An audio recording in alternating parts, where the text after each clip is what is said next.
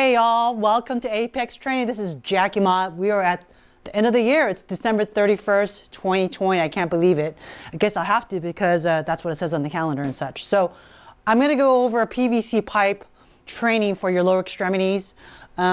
This piece of device is overlooked a little too often, but for weightlifters, it is part of our gear. So I have here a PVC pipe that I put together a number of months ago. So it is sand filled, it's capped off with an end here. It's 40 schedule PVC piping. You can purchase at Home Depot like a 10-footer, I believe, for like $6 or $7, and you can cut it in half and you can make yourself 2 poles out of this. I like it sand filled because it gives you a bit of proprioceptive, what they call neural input. That's PT lingo for letting you know kind of like where the bar is. Sometimes if it's too light, it feels like you're just talking with your hands like what I'm doing right now. Okay, so with that said, we're going to go into 5 movements, and this is a great way to warm up prior to getting into your workout, or if you find that this has to take the place of your workout because of the inaccessibility to gyms due to the purple tier and the closures and such because of the pandemic. So here we're going to go ahead and get started. It's about a 5-minute video. If you have any questions, please comment, or you can in the YouTube video, or you can contact us directly at 916-882-6293. Or you can catch us at apextrainingforlife.com. So without further ado, we're going to go over 5 movements, okay? So first one is called a pole-assisted squat, okay?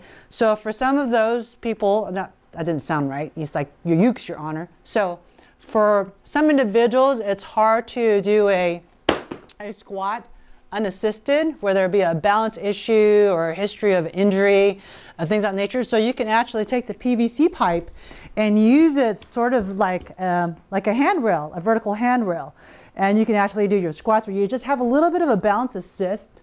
All right, so this is just warming up with your squats. You may not go as far, so just go as far as you feel comfortable. Okay, so from the side it looks like this. So being careful that, you know, it's nice having this pole in front of you, because what I often see with my athletes is when they squat, they kind of bend forward like this.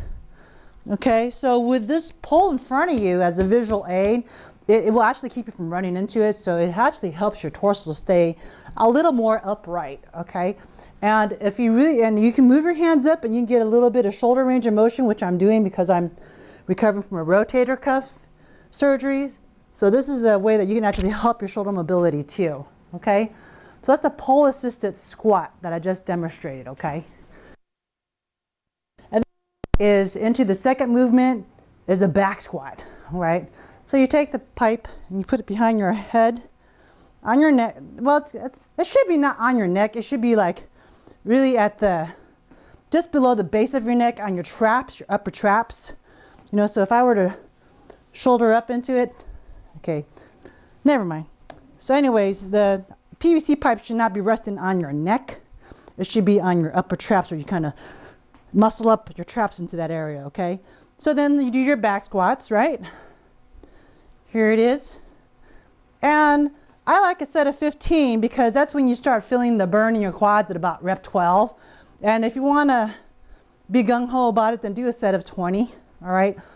Once you get past a set of 20, that's when you need to introduce the weighted vest, which we'll talk about in another video, okay?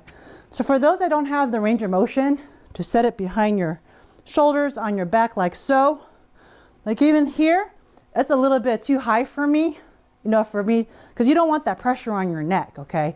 But again, I'm recovering from my shoulder surgery, so that's about as far as I can go right now, all right?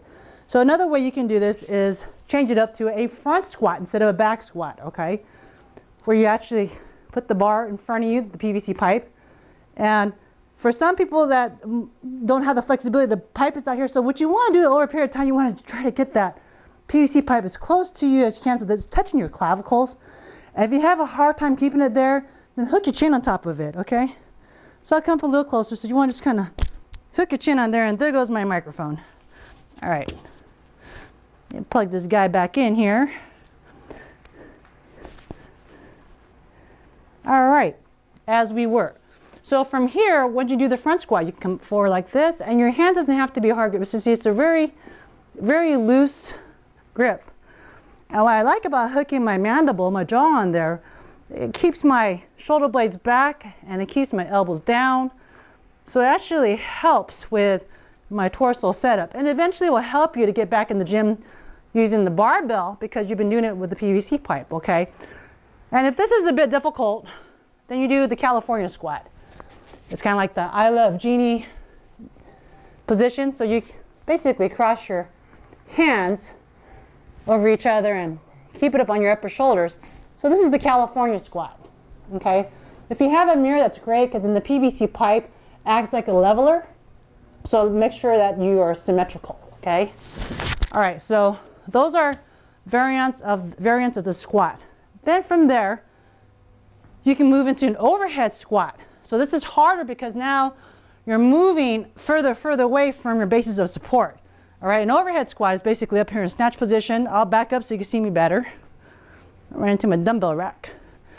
Okay, and you squat down. Again, my shoulder range on my left is only about 70% because of my surgery.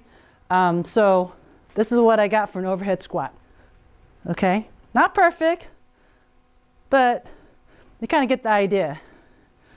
If you find that the PVC pipe is a little awkward to manage, and you just don't have something handy, then you can get a rope. This is my kid's jump rope.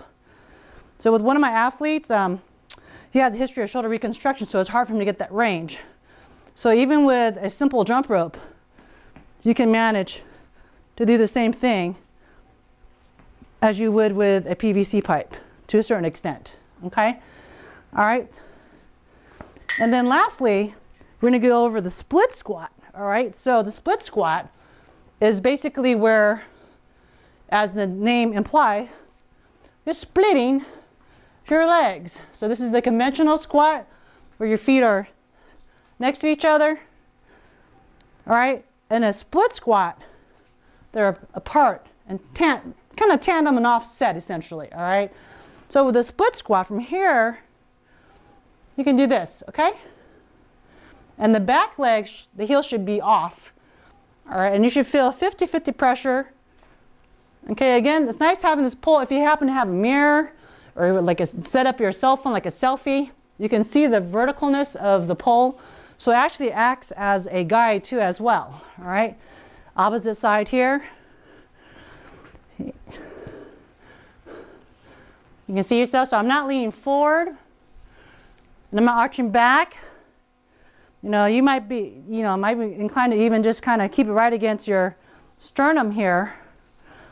So it provides a little biofeedback for you, okay? So that's a split squat. So again, rule of thumb, if you're a newbie at this, 2 to 3 sets of 10 across the board. And then as your stamina improves, 3 sets of 15. Up to 3 sets of 20. Anything after that and it becomes easy peasy, then that's when you bring in the weighted vest. So thank you for reviewing this video. Have a great day. Jackie, my Apex Training.